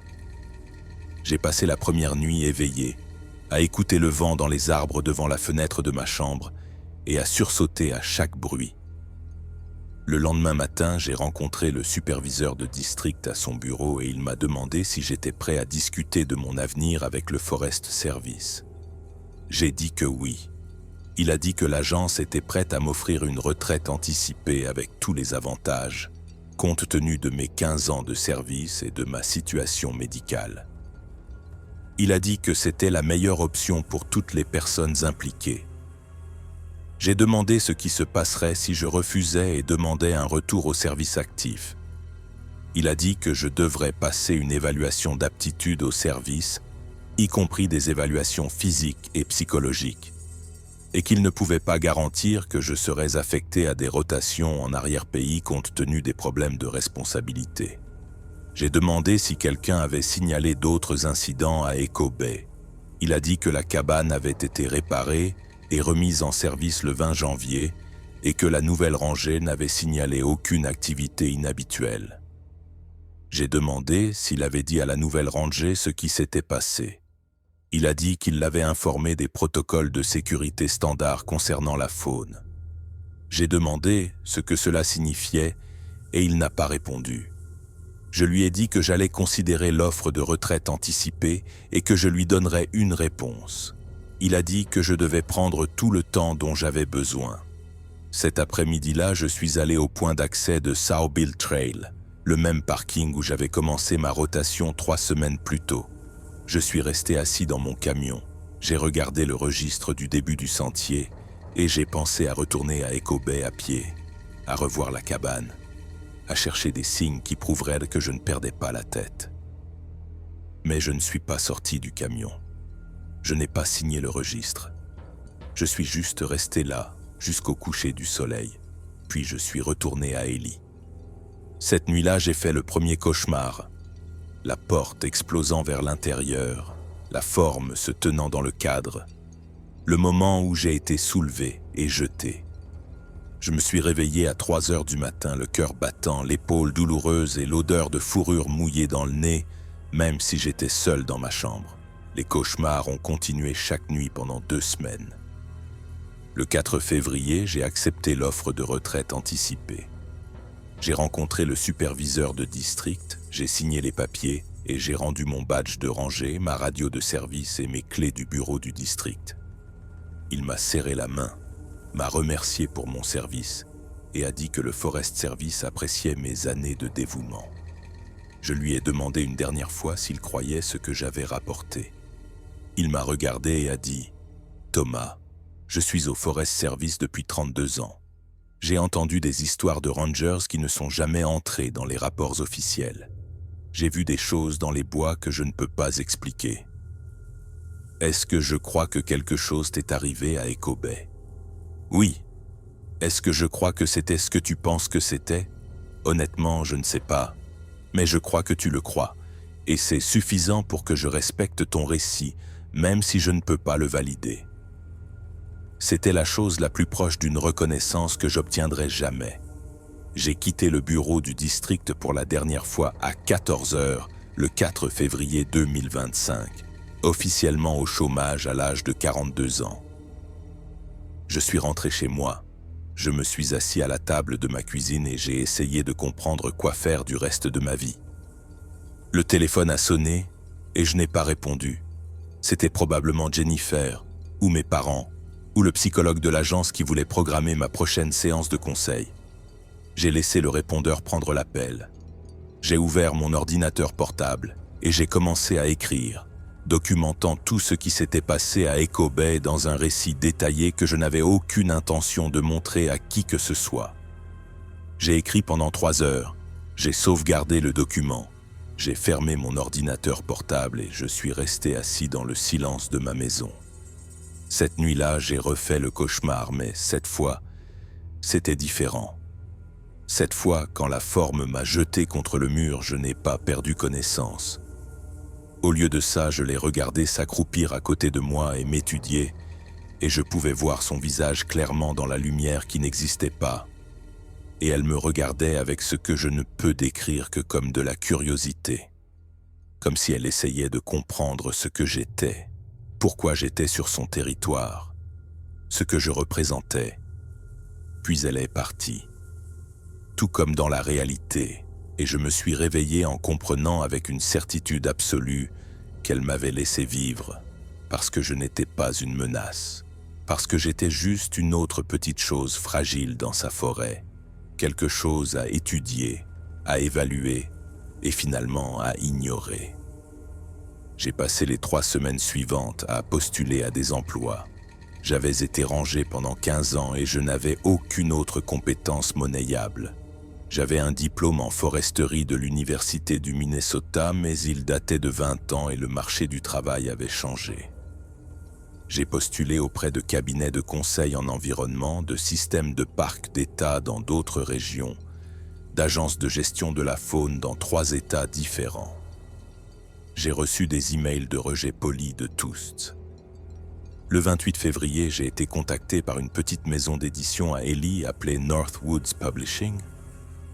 Ils avaient entendu parler de mon incident par le réseau de rumeurs locales et voulaient me savoir si je serais intéressé par l'écriture de chroniques sur la nature pour leur revue trimestrielle. Le salaire était minime, à peine suffisant pour compléter mes allocations de retraite, mais c'était quelque chose. J'ai dit oui. Ma première chronique portait sur les techniques de pistage de la faune en hiver et ne faisait aucune mention de Bigfoot, d'Echo Bay ou de quoi que ce soit qui m'était arrivé. Elle avait été publiée dans le numéro de printemps et n'a généré absolument aucun retour. J'écris ceci le 3 avril 2025, assis à la table de ma cuisine à Ely, Minnesota, 3 mois après l'incident d'Echo Bay. Mon épaule est presque guérie, mais mes côtes me font encore mal quand le temps change. Les cauchemars ont diminué en fréquence, mais ils n'ont pas cessé. Je ne peux pas regarder la lisière d'une forêt sans me sentir observé. Je ne peux pas entendre des branches se briser sans sursauter. Je ne peux pas sentir l'odeur de la terre humide et de la sève de pin sans que mon rythme cardiaque ne s'accélère. Le docteur Vance dit que ce sont des symptômes classiques de PTSD et qu'ils diminueront avec le temps et une thérapie continue. Je ne suis pas sûr de la croire. La semaine dernière, je suis passé en voiture devant le point d'accès de Sawbill Trail et j'ai eu une crise de panique si grave que j'ai dû m'arrêter sur le bord de la route pendant 20 minutes à faire des exercices de respiration. La semaine d'avant, j'ai essayé de faire du camping dans un parc d'État à 40 miles d'Ely.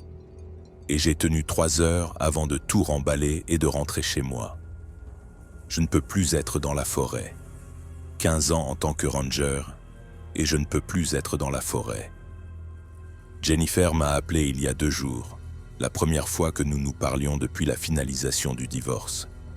Elle a dit qu'elle avait entendu parler de ce qui s'était passé et voulait savoir si j'allais bien. Je lui ai dit que j'allais bien. Elle a dit que je n'avais pas l'air d'aller bien. J'ai dit que je gérais. Elle est restée silencieuse un moment, puis elle m'a posé la question que je redoutais. « Thomas, Est-ce que quelque chose s'est vraiment passé là-bas, ou est-ce que tu fais une sorte de dépression? Je lui ai dit que quelque chose s'était vraiment passé. Elle a dit, mais tu ne peux pas le prouver. J'ai dit non, je ne pouvais pas le prouver. Elle a dit qu'elle s'inquiétait pour moi et que je devrais envisager de déménager Delhi, de prendre un nouveau départ quelque part sans tant de souvenirs. Je lui ai dit que j'y réfléchirais. Nous nous sommes dit au revoir, et je n'ai plus eu de nouvelles d'elle depuis. Elle a probablement raison, je devrais probablement partir. Mais je ne parviens pas à me décider. Parce que quelque part là-bas, dans la Superior National Forest, à 9 miles à l'intérieur des Boundary Waters, il y a une cabane où une ranger effectue sa rotation hivernale, dormant dans la même couchette où j'ai dormi, utilisant le même équipement radio suivant les mêmes itinéraires de patrouille. Et je me demande si elle entend des cognements de bois la nuit. Je me demande si elle voit des traces dans la neige.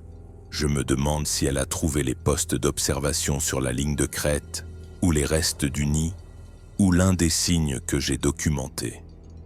Je me demande s'il l'observe comme il m'a observé. Et je me demande ce qui se passera s'il décide qu'elle est plus une menace que je ne l'étais. Le Forest Service ne veut pas me dire qui est affecté à Echo Bay maintenant. Il ne confirme ni ne nie aucun incident supplémentaire. Le superviseur de district ne répond pas à mes appels. Angela au central m'a dit gentiment mais fermement qu'elle ne pouvait pas discuter des affectations de rangers actifs avec du personnel à la retraite. Je suis coupé de toute information, isolé, incapable d'avertir qui que ce soit, d'aider qui que ce soit ou de faire quoi que ce soit, sauf écrire mes chroniques sur la nature. Aller en thérapie et essayer de dormir toute la nuit sans rêver de la chose qui se tenait dans l'embrasure de ma porte. Le lieutenant Krasner a clos l'enquête en mars avec la conclusion « Rencontre avec un animal, espèce indéterminée, preuve insuffisante pour une action ultérieure. Les échantillons de poils sont toujours au laboratoire, classés quelque part, oubliés. Mes photographies sont sur mon ordinateur portable, organisées dans des dossiers que je n'ouvre jamais. L'enregistrement vidéo est sur une carte SD dans le tiroir de mon bureau. Parfois, je pense à tout publier en ligne, à partager mon histoire avec la communauté des chercheurs sur Bigfoot, à contribuer à la base de données collectives d'observation et de rencontres. Puis je me souviens des 3 lettres à la rédaction du Duluth News Tribune, toutes sceptiques, toutes hostiles, et je ferme mon ordinateur portable. Je me sers une autre tasse de café et j'essaie de penser à autre chose. Le mois dernier, j'ai recommencé à faire de la randonnée, de courtes promenades sur des sentiers bien fréquentés près de la ville où je peux voir d'autres personnes, où je ne suis jamais seul. Je me dis que je reconstruis ma tolérance, que je reconditionne mon système nerveux, que je suis les protocoles de thérapie d'exposition du Dr Vance. Mais en réalité, j'essaie de me prouver que je peux encore fonctionner et que ce qui s'est passé à Echo Bay ne m'a pas complètement brisé.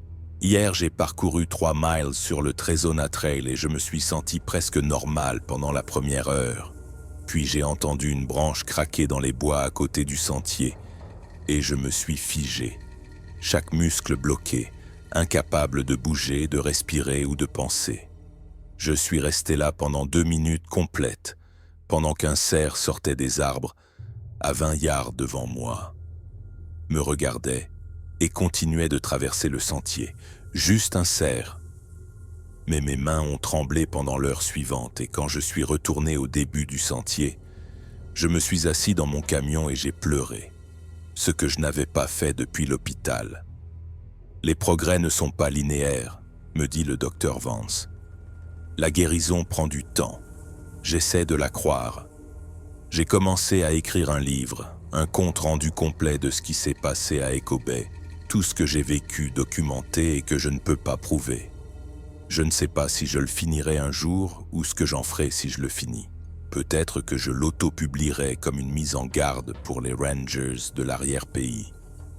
Peut-être que je le classerai avec mes autres preuves et le laisserai pour que quelqu'un le trouve après ma mort.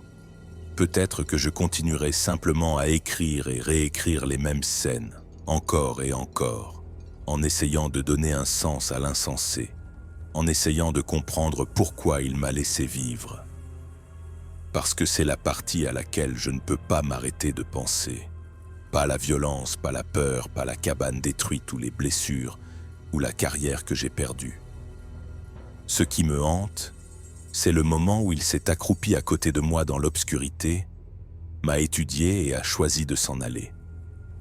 J'ai lu tout ce que j'ai pu trouver sur le comportement de Bigfoot, chaque rapport, base de données de rencontres et analyse de chercheurs.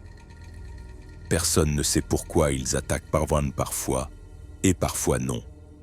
Personne ne sait ce qui déclenche l'agression par opposition à la curiosité ou à l'évitement. Nous ne savons rien d'eux parce que nous ne pouvons pas étudier ce que nous ne pouvons pas prouver exister. Il ne nous reste que des fragments, des histoires, des photographies floues, des traces ambiguës et le témoignage de témoins que personne ne croit.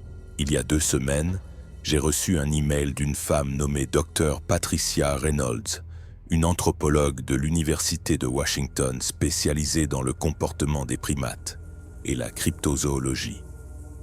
Elle avait lu l'article du Duluth News Tribune d'une manière ou d'une autre, avait retrouvé mes coordonnées et voulait savoir si je serais prêt à discuter de mon expérience pour ses recherches. Je n'ai pas répondu. 3 jours plus tard, elle a envoyé un autre email avec un fichier joint, une compilation de rapports de rencontres avec Bigfoot au Minnesota remontant à 1947. Je l'ai ouvert et j'ai passé 6 heures à lire des témoignages qui ressemblaient exactement aux miens. Rangers, randonneurs, chasseurs, bûcherons, tous décrivant les mêmes choses que j'avais vues. Les traces, les vocalisations, les structures d'arbres, les démonstrations d'intimidation, la violence soudaine suivie d'une retraite. Un rapport de 1963 décrivait un ranger en poste à Echo Bay qui avait subi un harcèlement persistant d'un grand animal inconnu et avait demandé une extraction anticipée après 2 semaines. Le nom du ranger était masqué, mais la description était identique à ce que j'avais vécu. Echo Bay a une histoire. Le Forest Service le sait, ils l'ont toujours su, et ils continuent d'y envoyer des rangers malgré tout. J'ai finalement répondu au Dr Reynolds hier. Je lui ai dit que j'envisagerais de participer à ses recherches, mais que j'avais besoin de temps pour y réfléchir. Elle m'a répondu dans l'heure, me remerciant et disant qu'elle comprenait mon hésitation. Elle a dit qu'elle avait interrogé plus de 300 témoins au cours des 15 dernières années et que mon récit correspondait à un schéma constant de comportement territorial dans le nord-ouest du Pacifique et les régions des Grands Lacs du Nord. Elle a dit que les créatures semblent être très intelligentes, extrêmement fortes et généralement non létales, sauf si elles sont directement menacées. Elle a dit que la plupart des rencontres se terminent sans blessures graves parce que les créatures semblent comprendre leur propre force et faire preuve de retenue. Elle a dit que mon expérience d'être jeté puis examiné était documentée dans au moins 40 autres rapports. Elle a dit que je n'étais pas fou et que je n'étais pas seul. En lisant son email, j'ai ressenti quelque chose que je n'avais pas ressenti depuis le 7 janvier. Le soulagement. La validation, la possibilité que peut-être ma carrière, mon mariage et ma santé mentale n'avaient pas été détruits par une illusion ou une dépression, mais par une rencontre avec quelque chose de réel, quelque chose qui existe en dehors de notre capacité à prouver, mesurer ou contrôler. Je dois appeler le Dr Reynolds la semaine prochaine pour un entretien formel. Je ne sais pas ce que je lui dirai. Je ne sais pas si participer à des recherches en cryptozoologie m'aidera à guérir ou ne fera que cimenter ma réputation de ranger qui a perdu la tête dans les bois. Je ne sais pas si je veux faire partie d'une communauté de témoins ou si je veux mettre Echo Bay derrière moi et avancer avec ce qui viendra ensuite. Tout ce que je sais, c'est que je ne peux pas oublier ce que j'ai vu. Je ne peux pas l'ignorer. Je ne peux pas le rationaliser. La chose qui se tenait dans l'embrasure de ma porte était réelle. Le moment où elle a choisi de ne pas me tuer était réel. Et quelque part dans la Superior National Forest, elle est toujours là, observant toujours les sentiers, marquant toujours son territoire, attendant toujours la prochaine personne qui s'aventurera trop profondément dans son domaine. Je suis retourné une fois à Echo Bay depuis mon extraction, mais pas physiquement. La semaine dernière, j'ai accédé au réseau de webcam du Forest Service et j'ai trouvé le flux de la station météorologique d'Echo Point à environ 2 miles de la cabane. La caméra se met à jour toutes les 6 heures avec une vue grand angle du lac et de la forêt environnante. Je la vérifie compulsivement, cherchant un mouvement à la lisière de la forêt, cherchant des formes qui n'ont pas leur place, cherchant la preuve que je ne suis pas le seul à savoir ce qui est là-bas. Jusqu'à présent, je n'ai vu que de la neige, des arbres et la lente progression de la fin de l'hiver vers le début du printemps. Mais je continue de vérifier. Je ne peux pas m'arrêter de vérifier. Parce que peut-être que si je regarde assez longtemps, je le reverrai, capturé accidentellement par une caméra météo gouvernementale, la validation livrée en pixels et en horodatage. Ou peut-être que je continuerai simplement à regarder des images vides jusqu'à ce que le flux soit mis hors ligne ou que j'accepte que certaines choses ne peuvent pas être prouvées, peu importe à quel point on cherche. La rangée actuelle à Echo Bay s'appelle Sarah Gonzalez. J'ai découvert cela grâce à une demande FOIA que le superviseur de district n'aurait probablement pas dû approuver. Elle a 29 ans, 6 ans d'expérience au Forest Service, une formation spécialisée dans les opérations en milieu sauvage hivernal. Sa rotation se termine le 15 avril et selon les journaux du Central, elle n'a signalé aucun incident, aucune activité inhabituelle, aucune inquiétude. Peut-être que la chose a déménagé vers un autre territoire. Peut-être qu'elle n'apparaît que sporadiquement, avec des années entre les rencontres. Peut-être que Sarah a de la chance. Ou peut-être qu'elle est exactement comme j'étais dans ma première semaine, remarquant des choses mais les rationalisant, se disant que les traces sont celles d'un élan, et les bruits sont des branches, et le sentiment d'être observé n'est que l'isolement qui lui joue des tours. Je veux l'avertir mais je ne peux pas. Le Forest Service considérerait tout contact comme du harcèlement envers du personnel actif. Je suis impuissant à aider et ça me rend fou. Hier, je suis retourné en voiture à Sawbill Trail, le même parking où je me suis assis 3 fois auparavant sans sortir du camion. Cette fois, j'ai réussi à ouvrir la porte. Je suis resté là, sur le parking, un pied au sol. J'ai regardé le registre du début du sentier et le balisage du sentier qui disparaissait dans la forêt et j'ai essayé de me forcer à faire le premier pas. Je suis resté là peut-être 10 minutes, puis je suis remonté dans le camion et je suis rentré chez moi. Le docteur Vance dit que c'est normal, que la thérapie d'exposition nécessite des étapes graduées, que je ne devrais pas me pousser trop fort trop vite. Mais je me sens comme un lâche. J'ai l'impression d'avoir laissé la peur gagner, d'avoir renoncé à mon identité de personne qui comprend la forêt et peut naviguer ses défis. J'ai passé 15 ans dans les bois, et maintenant je ne peux même plus me tenir au début d'un sentier sans que mon pouls ne s'emballe. Les chroniques sur la nature que j'écris pour Northwoods Publishing deviennent plus sombres.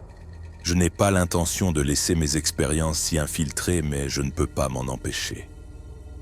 La chronique du mois dernier sur la migration de la faune au printemps est devenue d'une manière ou d'une autre une méditation sur les aspects inconnaissables des écosystèmes forestiers, les espèces que nous n'avons pas documentées, les comportements que nous n'avons pas observés, les vastes lacunes dans notre compréhension.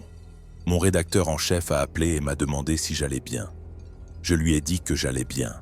Il a dit que la chronique était bien écrite, mais inattendue sur le plan du ton, et m'a demandé si je pouvais la réviser pour la rendre plus accessible aux lecteurs en général. Je l'ai révisée.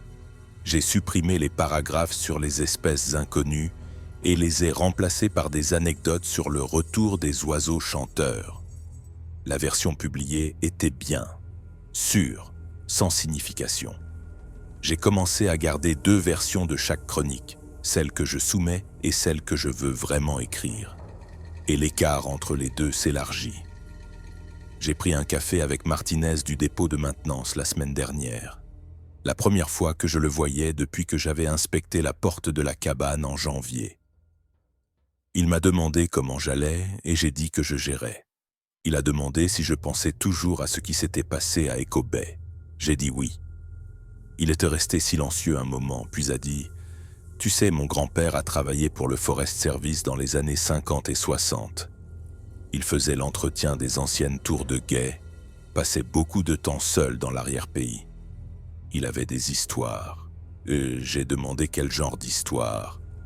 Martinez a dit que son grand-père n'en parlait jamais ouvertement, mais qu'il avait dit une fois à Martinez après trop de verres lors d'une réunion de famille qu'il y avait des choses dans la Superior National Forest que le Forest Service ne mettait pas dans les rapports. Des choses qui existaient depuis plus longtemps que l'agence, plus longtemps que les camps de bûcherons, peut-être plus longtemps que les peuples autochtones qui ont cartographié le territoire pour la première fois. Martinez a dit que son grand-père avait vu des traces comme les miennes, avait entendu les mêmes vocalisations, avait ressenti la même présence l'observant depuis la lisière de la forêt. J'ai demandé si son grand-père avait déjà déposé un rapport. Martinez a dit non, pour la même raison que je n'étais pas censé le faire, la préservation de la carrière. Nous avons fini notre café et n'en avons plus reparlé, mais je pouvais voir sur son visage qu'il me croyait, et cela signifiait plus que n'importe quelle validation officielle n'aurait pu le faire. J'essaie de construire une vie normale, mais je ne sais plus à quoi ressemble la normalité. Je vais en thérapie 2 fois par semaine. J'écris mes chroniques. Je postule à des emplois pour lesquels je ne suis pas qualifié et je suis rejeté. Je fais de courtes promenades sur des sentiers sûrs. Je vérifie le flux de la webcam d'Echo Point de manière obsessionnelle. Je rêve de la cabane chaque nuit, la porte qui explose vers l'intérieur, le moment de l'impact, l'odeur de fourrure mouillée et le poids de ses yeux qui m'étudient dans l'obscurité. Le docteur Vance dit que l'intensité s'estompera avec le temps, que les souvenirs traumatiques perdent leur immédiateté à mesure que le cerveau les traite et les intègre. J'attends depuis 3 mois que cela se produise et ce n'est pas le cas. Si quoi que ce soit, les souvenirs deviennent plus nets, plus détaillés, comme si mon esprit travaillait à les préserver parfaitement, au cas où je douterais un jour qu'ils étaient réels. La nuit dernière, j'ai fait un rêve différent. Dans celui-ci, je suis de retour à Echo Bay, mais la cabane est intacte et je fais un travail de patrouille normal, vérifiant la profondeur de la neige, enregistrant les données météorologiques, accomplissant les routines que j'ai effectuées des centaines de fois dans ma carrière. Tout est paisible. Puis j'entends des pas dehors. Je vais à la fenêtre et il se tient là, dans la clairière, comme avant, 8 pieds de haut, poils sombres, des yeux qui captent la lumière. Mais cette fois, il n'attaque pas. Il se contente de rester là à me regarder et je reste là à le regarder en retour et nous avons un moment de reconnaissance, prédateur et proie se reconnaissant mutuellement de part et d'autre de la frontière qui sépare nos mondes. Puis je me suis réveillé et je suis resté au lit à essayer de comprendre ce que le rêve signifiait. Peut-être que ça ne voulait rien dire. Peut-être que c'était juste mon subconscient qui essayait de réécrire le traumatisme en quelque chose de moins terrifiant. Ou peut-être que c'était mon esprit qui essayait de me dire que la créature et moi étions parvenus à une sorte d'entente cette nuit-là dans la cabane, qu'elle m'avait évalué, m'avait jugé non menaçant et m'avait accordé le passage de retour dans mon monde. La vie sauve. Je ne sais pas. Je ne le saurai probablement jamais. Je suis censé rencontrer le superviseur de district la semaine prochaine pour signer quelques derniers papiers de retraite. Je vais lui poser une dernière fois des questions sur Echo Bay, sur si Sarah Gonzalez a signalé quelque chose d'inhabituel, sur s'il a entendu d'autres histoires comme la mienne de rangers passés ou présents. Je ne m'attends pas à des réponses honnêtes, mais je dois demander. Je dois continuer à essayer de trouver une confirmation que je ne suis pas seul dans ce que j'ai vécu, que le Forest Service a une connaissance institutionnelle de ces rencontres, même s'ils ne le reconnaissent pas publiquement. Parce que si je suis seul, si je suis le seul à avoir vu ce que j'ai vu et à avoir vécu pour le documenter, alors peut-être que les sceptiques ont raison. Peut-être que j'ai vraiment fait une dépression. Peut-être que le divorce, l'isolement et le long hiver sombre se sont combinés pour créer une illusion assez sophistiquée pour me tromper même moi. Mais je ne crois pas ça. Je ne peux pas croire ça. L'épaule d'émise était réelle, les côtes fêlées étaient réelles, la porte de la cabane détruite était réelle. La chose qui se tenait dans l'embrasure de la porte, m'étudiant avec ses yeux incroyablement intelligents, était réelle. Je relis les rapports de personnes disparues des Boundary Waters, les cas que je prenais autrefois pour des accidents. Gerald Mallory, Lisa Chen, Michael Crowley et 15 autres au cours des 60 dernières années. La plupart d'entre eux étaient des gens expérimentés en plein air. La plupart ont disparu sans laisser de traces. La plupart n'ont jamais été retrouvés ou ont été retrouvés morts dans des circonstances que les autorités n'ont pas pu expliquer entièrement. Je continue de me demander s'ils ont rencontré ce que j'ai rencontré. Je continue de me demander s'ils ont fait des choix différents, s'ils se sont défendus ou ont fui, ou ont déclenché d'une manière ou d'une autre une réponse létale là où j'ai déclenché la curiosité. Je continue de me demander si j'ai de la chance d'être en vie ou si la survie n'a jamais été en question. Si la créature avait déjà décidé que je n'étais pas une menace au moment où elle m'a vu à travers la fenêtre de la cabane pendant ces nuits d'escalade. Ce sont des questions auxquelles je ne répondrai jamais, mais je ne peux pas m'empêcher de les poser. Aujourd'hui, c'est le 3 avril et il neige à Élie, une neige de fin de saison qui ne tiendra probablement pas mais qui donne à tout un air de janvier. Je suis assis à la table de ma cuisine, je bois du café et je regarde le pin blanc dans mon jardin en essayant de ne pas penser à Echo Bay. Mais je ne peux pas m'en empêcher. Je pense toujours à Echo Bay. Je me demande toujours ce qui s'y passe en ce moment. Si Sarah Gonzalez est en sécurité, si la chose l'observe comme elle m'a observé, si elle arrivera au bout de sa rotation sans vivre ce que j'ai vécu. Une partie de moi espère que oui. Une autre partie espère qu'elle la rencontrera aussi pour que j'aie une validation, pour que quelqu'un d'autre sache ce que je sais et que je ne sois plus seul. C'est égoïste et je le sais, mais je ne peux pas m'empêcher de le ressentir. Le téléphone sonne à nouveau. C'est probablement le docteur Reynolds qui appelle pour notre entretien programmé. Je devrais répondre, je devrais participer à ses recherches et apporter mon témoignage à la base de données des rencontres, et peut-être aider les futurs témoins à se sentir moins seuls. Mais ma main tremble et je ne sais pas si je peux en parler à nouveau. Je ne sais pas si je peux décrire la porte de la cabane explosant vers l'intérieur une fois de plus. Je ne sais pas si je peux revivre le moment d'être jeté contre le mur et d'étudier la créature qui m'étudie après coup. La sonnerie s'arrête et passe à la messagerie vocale. Je la rappellerai plus tard. Peut-être. J'ai son numéro enregistré. J'ai tous les numéros enregistrés. Dr Vance et Dr Reynolds et Martinez et le lieutenant Krasner et même Angela au central, même si elle m'a dit de ne pas appeler. J'ai les numéros de tout le monde, mais je n'appelle personne parce que dirais-je que je n'ai pas déjà dit 100 fois. Ce qui s'est passé à Echo Bay s'est passé, j'ai survécu, je ne peux pas le prouver, personne ne me croit et je suis là, dans ma cuisine à Élie, à essayer de comprendre comment vivre avec ça. La neige tombe plus fort maintenant, couvrant les arbres, couvrant mon camion dans l'allée, couvrant tout d'un blanc propre qui donne au monde un air neuf, pur et sûr. Mais je sais ce qu'il y a sous la neige. Je sais ce qui vit dans les forêts du nord du Minnesota. Je sais ce qui observe depuis les lignes de crête et marque son territoire avec des arbres brisés et des traces impossibles.